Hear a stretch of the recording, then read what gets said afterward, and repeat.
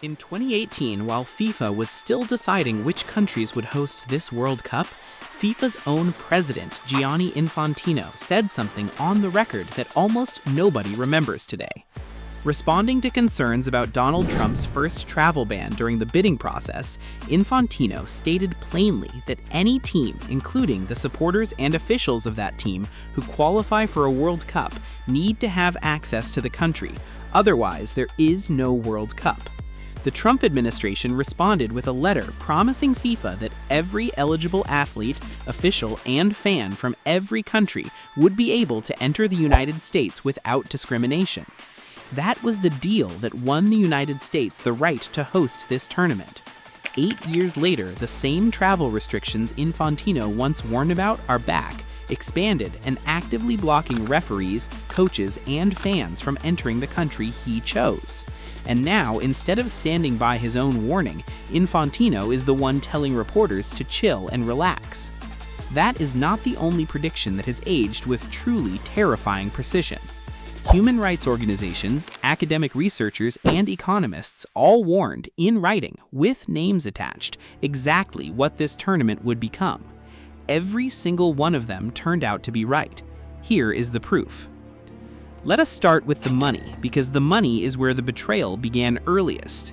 When the United States, Mexico, and Canada submitted their original bid back in 2018, they explicitly promised that a final ticket would cost at most $1,550. In September of last year, FIFA quietly confirmed it would abandon that promise entirely, introducing dynamic pricing for World Cup tickets for the first time in the tournament's history, a system where prices shift constantly based on demand. United States lawmakers immediately warned the policy would crush affordability for ordinary fans, while economists at the Cato Institute debated the move that same autumn, acknowledging openly that it would push prices dramatically higher for the most popular matches. Months later, the warning proved accurate beyond anyone's worst expectations. By April of this year, the cheapest standard final ticket had climbed past $5,700, nearly 4 times the original promise. The most expensive officially listed seats exceeded $10,000, with resale prices for the same match spotted above $25,000 per seat. For comparison, the equivalent final seat at Euro 2024 in Berlin cost fans roughly $96. Attorneys general in both New York and New Jersey opened a formal investigation into FIFA's ticketing practices. Former FIFA governance chief Miguel Maduro stated publicly that football was becoming, in his words, an increasingly elite sport. New York mayoral candidate Zoran Mamdani launched an entire campaign called Game Over Greed against the pricing model. The promise was broken in writing, and the warnings about that broken promise came true in dollars. Now, here is the prediction that should genuinely disturb you, because it was never about money. On June 11th of 2025, exactly 1 year before kickoff, to the very day, the Sports and Rights Alliance, Human Rights Watch, and Amnesty International, 3 of the most recognized human rights organizations on Earth, formally called on FIFA to guarantee that human rights would be upheld throughout the tournament. By April of this year, the American Civil Liberties Union joined more than 120 civil society groups to issue a formal travel advisory, warning fans, players, and journalists they could face arbitrary denial of entry, detention, deportation, and invasive searches of their phones. That same year, the administration had already introduced a visa bond policy requiring fans from 5 African nations, including Senegal, Ivory Coast, and Tunisia, to pay deposits of up to $15,000 just to apply for a visitor's visa. Sports writer Jules Boykoff had already published a similar warning back in March of last year, arguing that matches inside the United States needed to be relocated for the safety of fans and players.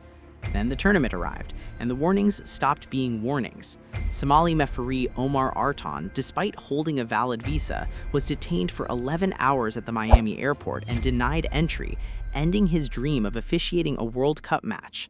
Iran's national team was barred from basing itself inside the United States entirely, forced to commute across the Mexican border for every single match. More than 40 members of Moroccan supporter associations, fans who already owned tickets and hotel rooms, were denied entry visas outright. And tragically, the warnings about violence proved accurate too.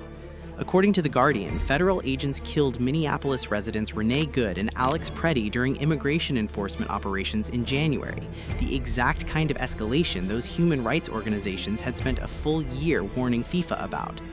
Boykoff summed it up on opening day, calling the entire event a tournament of fear, a World Cup of chaos, and a World Cup of exclusion all at once. The third prediction came from a peer-reviewed academic journal.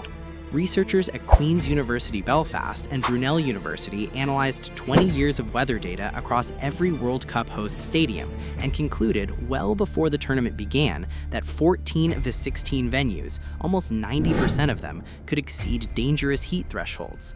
Lead researcher Dr. Donald Mullen stated plainly that organizers needed to rethink kickoff times or risk serious harm to players. It is worth remembering that FIFA itself had already accepted how serious this danger could be, having moved the entire 2022 World Cup in Qatar from summer to winter specifically to avoid this exact threat. No such adjustment was made here. Then the tournament began, and players from European nations were photographed collapsing during training, pouring water over themselves in visible distress. Norway's squad started wearing ice collars just to survive practice sessions. Wet bulb globe temperature readings during certain matches reached the exact threshold the study had flagged as genuinely dangerous in the exact cities the researchers had named. Separate research from Climate Central reinforced the warning, finding that extreme heat days at Mexico City's Estadio Azteca had climbed from 2 days a year decades ago to 11 days a year now. Then there's the grass.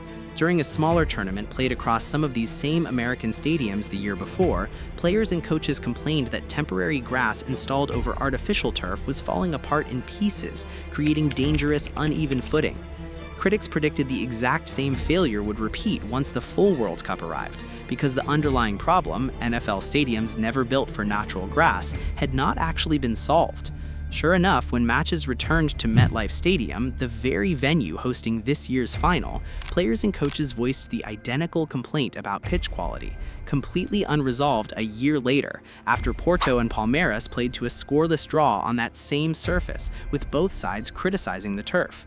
The irony cuts deeper considering what the NFL Players Association has argued for years, backed by a survey in which 92% of players said they simply prefer natural grass, and by league data showing a 28% higher rate of non-contact injuries, including a 69% higher rate of foot and ankle injuries specifically.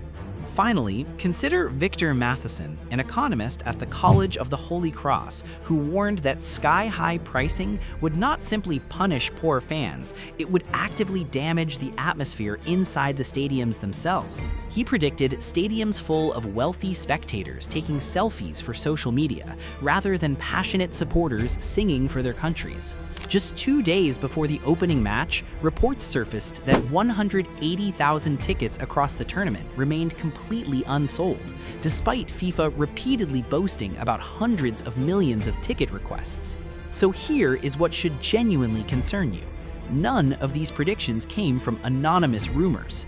They came from the president of FIFA himself in 2018, from Amnesty International and Human Rights Watch in writing more than a year out, from a university research team studying 2 decades of climate data, and from named economists who understood ticket markets better than FIFA's own communications department. Bloomberg Businessweek put the entire collision on its cover just weeks before kickoff, warning that Trump's feuds with Canada, Mexico, and Iran loomed over the tournament FIFA had built.